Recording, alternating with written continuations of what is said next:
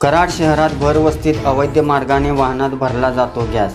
कराड पालिकेच्या गाळ्यातील हा प्रकार असून कराड महसूल आणि पोलीस प्रशासनाचे दुर्लक्ष का, असा प्रश्न स्थानिक नागरिकांमध्ये होत आहे। याचे कारण काही महिन्यापूर्वी याच ठिकाणी गॅसचा स्फोट झाला होता। स्फोट होऊन सुद्धा कराड महसूल आणि पोलीस प्रशासन गप्प का?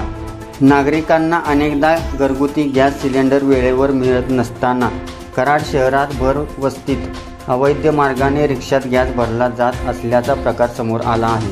कराड नगरपालिकेच्या जागेतील अग्निशमन दलाच्या गेटसमोर राजरोसपणे हा प्रकार सुरू आहे। कराड नगर परिषद या गाळे धारकांवर कारवाई करणार का? तसेच महसूल प्रशासन गॅस भरणाऱ्या व्यक्तींवर कोणती कारवाई करणार?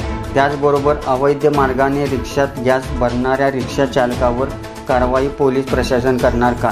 याकडे आता लक्ष लागून राहिले आहे। सागर दंडवते, पृथ्वी न्यूज, कराड।